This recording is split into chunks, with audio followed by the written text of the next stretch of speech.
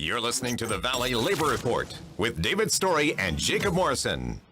He has done really good things for the people of Alabama, like genuinely good things. And he has worked really hard for the people of Alabama. As a freshman senator, as a Democrat in a Republican-led Senate, he has co-sponsored 17 bills that were signed by the president. Like, as a Democrat in a Republican-controlled Senate, and as a freshman senator, like that's not a thing that happens. But Senator, the senator is on the line now. We've got him on the Zoom call. So, Senator Doug Jones, we appreciate you taking your time to talk to us today. Hey, not a pleasure. It's my pleasure, guys. It's just kind of a crazy time right now, but thanks for making the time for me today. I really appreciate it. Hope all is doing well. Well, things are going as well as they could be, I suppose, and we really appreciate you taking your time. So first, I think that we're the first media appearance that you've done since Justice Ginsburg's death. So could you just, is there anything that you'd like to say around her death and around McConnell's statement that he put out only an hour after her death? Well, I think McConnell's statement was incredibly disrespectful, but, you know, Mitch McConnell is pretty disrespectful of people. He's pretty disrespectful of labor. He's pretty disrespectful of the Constitution. So I can't say that I'm too surprised about that. What I can tell you is that I think we ought to really step back a moment and celebrate the life and legacy of Ruth Bader Ginsburg. She was a remarkable human being. She was a remarkable justice. She was a remarkable woman. She was a remarkable citizen. She truly believed in the rule of law. She truly believed in equality for all.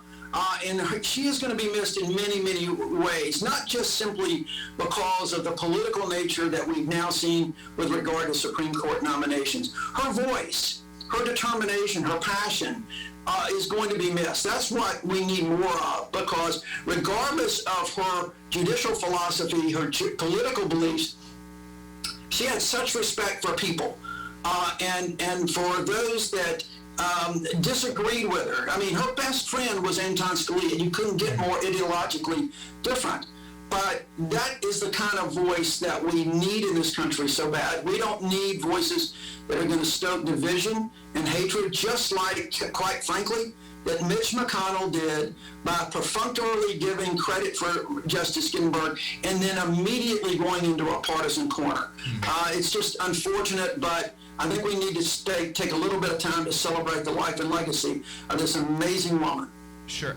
His statement did not surprise me, but I was genuinely shocked at just the inhumanity of saying that just hours after she died. Like, that genuinely shocked me. It does not shock me that McConnell is a ruthless political actor that will do everything that he can to maintain his power and the power of those that he thinks aligns with him and put down working people. But it did shock me the speed with which he was willing to do that. It did me as well. He didn't say anything he has not said before, right. So it didn't really need to be said at all. No. I mean, good grief. I mean, let's just have a little respect for people and their life and legacy before immediately making this a political issue. You know, guys, I'm going to tell you, and I'll have more to say after, you know, I'm sure we get back up there on Monday, but the fact is we're in a really different place in this country when the United States Supreme Court has become such a partisan political battle. It was never set up to be that way. It was supposed to be a somewhat independent body, and the Senate was supposed to give advice and consent. Advice first, and then consent if appropriate.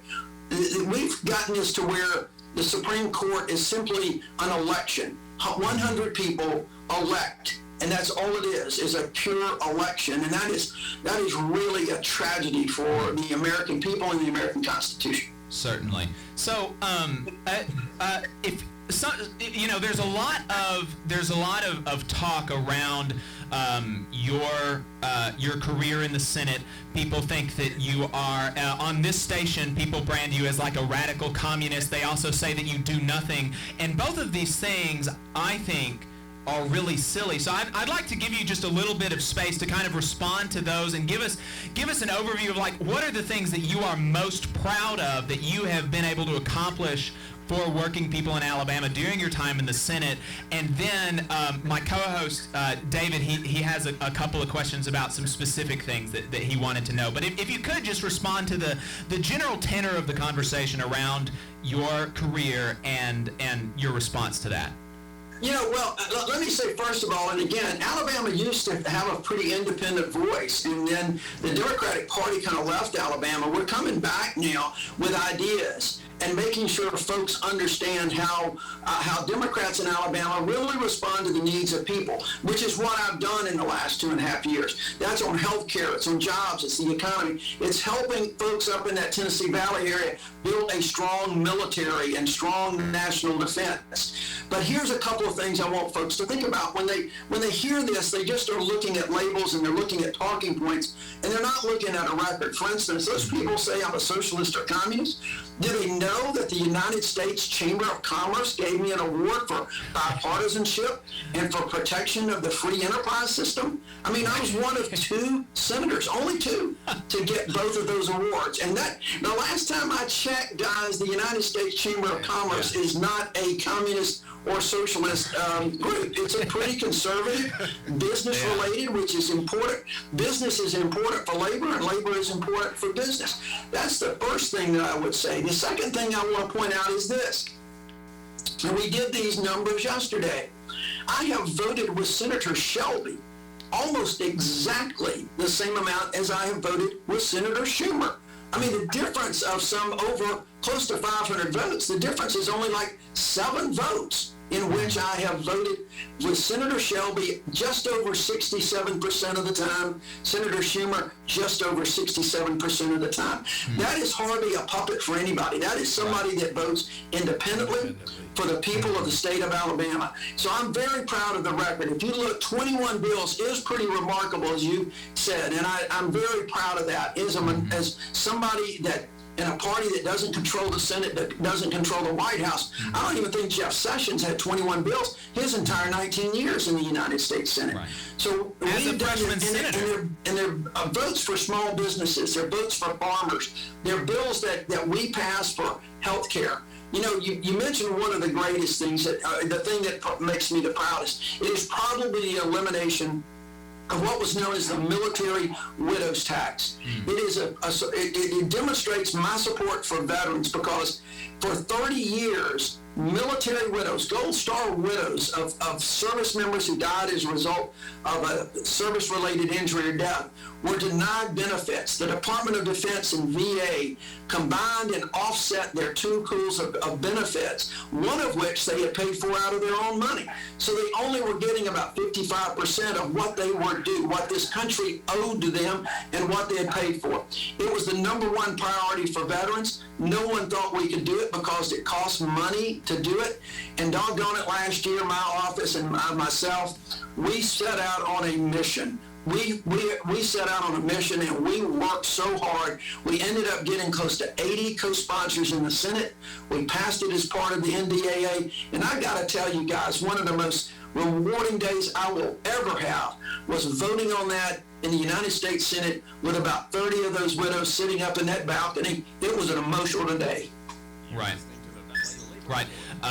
Okay. You did perfect. You cut off right before the break. So we're gonna be coming on here in just a couple seconds. We're in a break. No, we're actually not in a break. I stopped the break so we could continue us. Oh, okay. Senator Jones, because we've only got about 2 more minutes. And Senator, I'll be real quick. I certainly appreciate you coming on and speaking to the working folks of Alabama.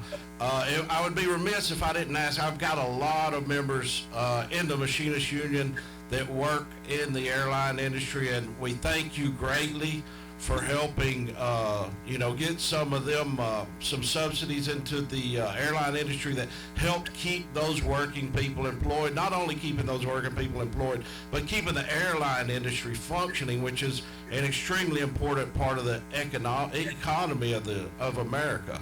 And they kind of wanted to know, do you hear any rumblings about how we're going to do on the next on this next COVID response bill that may be coming up? Well, there's a lot of talk about this. I can't tell you, and I think the Ginsburg death has really thrown a political monkey wrench into everything right now. So we don't know. I'm hoping that we can still we're working on a package that would include some relief for the airline industry to help those machinists, because I think that that's really important. It's really going to depend on McConnell and whether or not he and the Trump administration will move any at all. What they put out right now is just totally inadequate. It doesn't cover any of the folks in Alabama, or doesn't cover very much. We've got to protect those machinists for the airlines. We've got to protect healthcare workers. We've got to protect city and county workers. There are, folks are getting laid off because our city and county governments are not getting anything.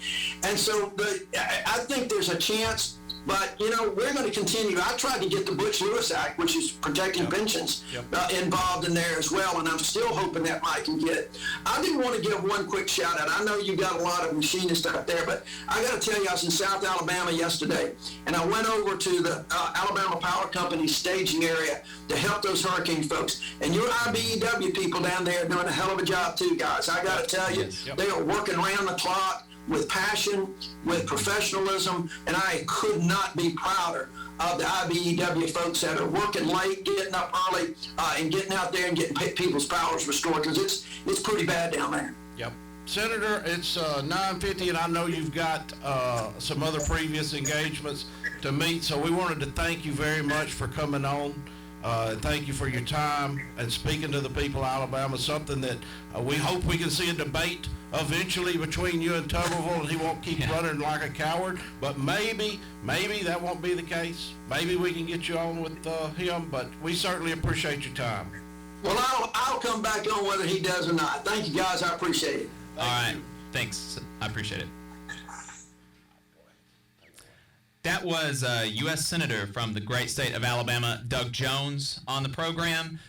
Like I said, when I was talking to him, we really appreciate him taking the time. And I wanted to say, I forgot to mention this, but he was on the front lines of fighting for the TVA workers. While everybody else was sleeping on that issue, the TVA was trying to outsource 20% of its IT department.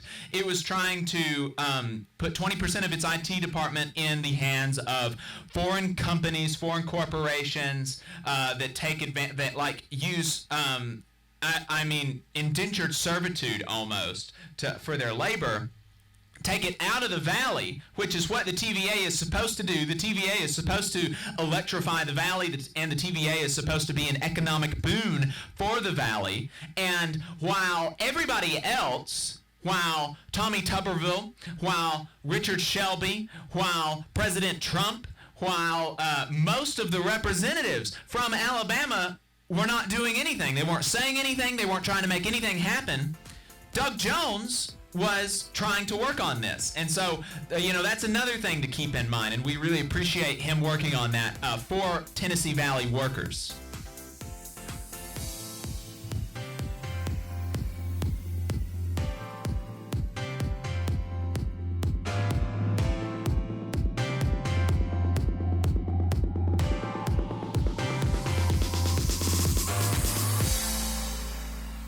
Thanks for tuning in. We appreciate your time. If you want to see what we're up to throughout the week and get our snide quips about the news of the day, then you should follow us on social media. We're on Facebook at facebook.com/Valley Labor Report.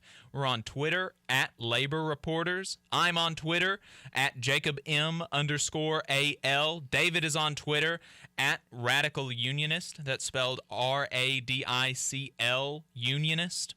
If you missed part of the show and want to go back and watch it later, search YouTube for The Valley Labor Report and subscribe to our channel. You can go back and watch the full show there, and we also clip segments throughout the week.